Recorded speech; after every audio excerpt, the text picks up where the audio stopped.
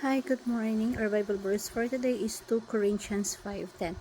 For we must all appear before the judgment seat of Christ, so that each of us receive what is due of us, the things done with the body, whether good or bad.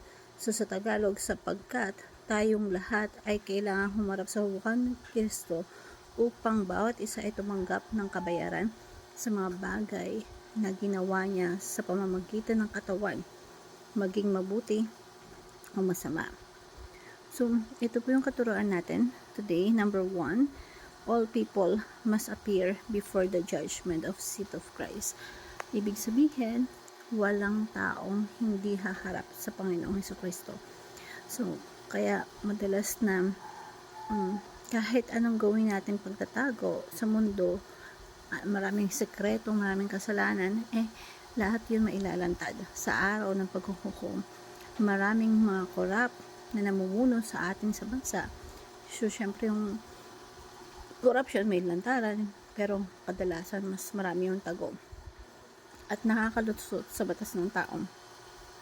Pero sa walang kasalanan makakalusot sa batas ng Diyos. Walang mabuting gagawin tayo na hindi alam ng Diyos.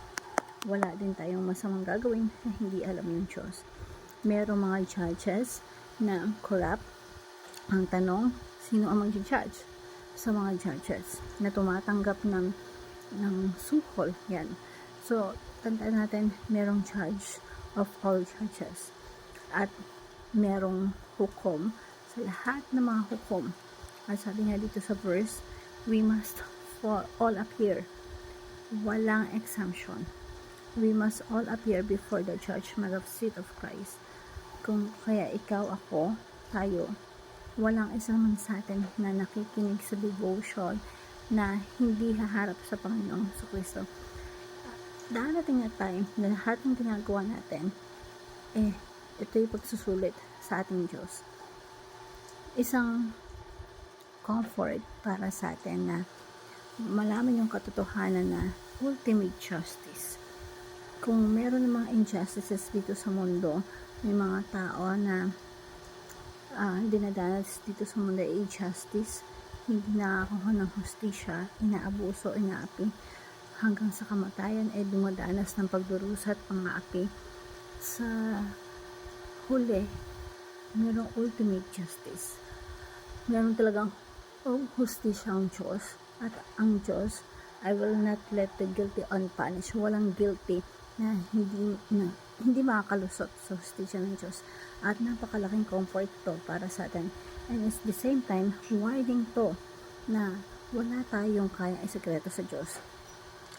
Kahit sino man tayo, walang kayang gawin na itago na kasalanan. Lahat malalantad sa araw ng paghuhukom.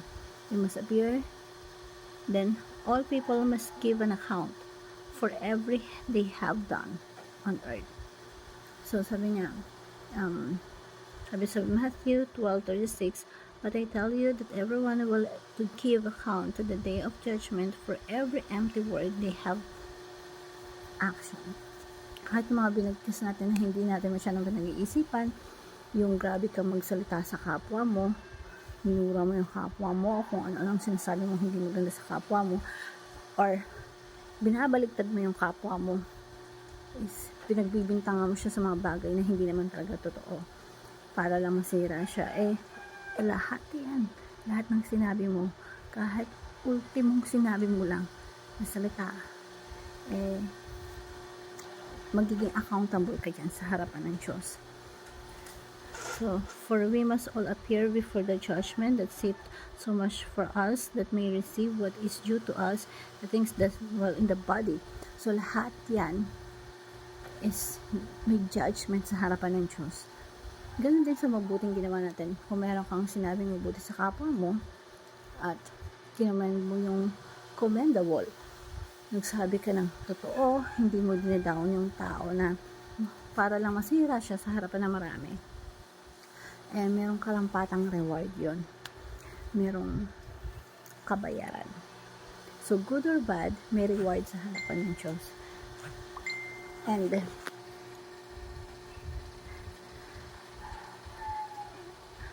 At sabi dito sa all people must close now, whether to live for God or for themselves.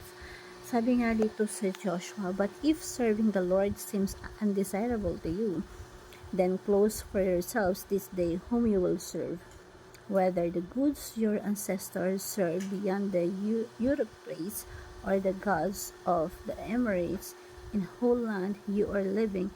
But as for me and my household, we still serve God. So, um, so meron ditong bayan ng Israel na okay, mag-decide kayo kung sinong paglilingkuran nyo. So, dito sa huli, ngunit sa kaakin, sambahayan, may maglilingkod sa Panginoon. So, ang sarap ito rin na yung family serve the Lord, and that is the greatest decision na yung pinaka the best na magagawa natin para sa pamilya natin, maglingkod sa Panginoon. And that is the decision na magpatuloy that will last for the eternity at hanggang judgment day yun. At nakakatakot na gamitin natin yung mga buhay natin para lang sa ating sarili, para sa sariling kalayawan, para sa sariling kapakanan na malayo sa ating Panginoong Jesucristo at malayo sa Diyos, because someday haharap tayo sa ating Panginoon. And all people, lalo na tayo as a Christian, must choose now whether to live for God or for themselves or ourselves. Naway, igugol natin yung buhay natin, kung asawa mo or kung family mo, is ialat nyo to worship and to honor and to serve God. Isang buong pamilya, napakasarap yun. At aim ko din yun, goal ko din yun sa buhay pag magawa ko yan. Application number 1, labor in the Lord daily as eternal investment. Tayo po ay laborer tayo sa kaharian ng Diyos. Lahat tayo. So, gamitin natin yon, buhay na meron tayo sa kaharian ng Diyos. Eternal investment yan. 1 Corinthians chapter 15:58, therefore my dear brothers and sisters, stand firm, let nothing move you, always give yourself fully to the work of the Lord, because anong gagawin natin is para kay God. So yung lahat ng meron tayo, ibigay natin sa paglilingkod sa Panginoon, because you know that your labor in the Lord is not in vain. Wala tayong gagawin na mabuti, or wala tayong gagawin na paglilingkod na makakalimutan ng Diyos. Kaya sabi dito sa verse natin, when in the body, whether good or bad, lahat yan pagsusulit natin sa Panginoon, maging mabuti o masama. And then love more and hate less as much as you can. So sa pamamagitan ng mga skills natin, hindi masasayang yung pagpapagal natin para sa Panginoon. And alam mo yun, maaga pa lang na-realize natin, sarap na yung pagsuserve kay God.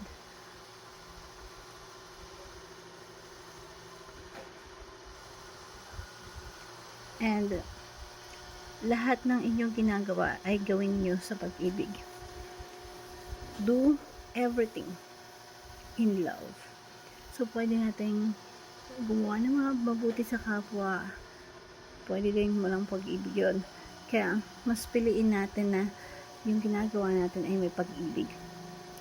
At yung lahat ng ginagawa natin na walang pag-ibig, tapos haharap tayo sa Diyos, kitang-kita niya yung motive natin, yung intention natin. That's why, minsan hindi counted yung ginagawa natin kasi ginagawa lang na dahil pakit ng tao lang yun, walang pag-ibig.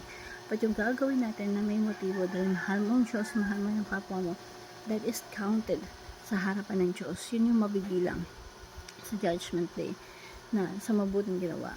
So, lahat ng inyong ginagawa ay gawin niyo sa pag-ibig. And let's love more.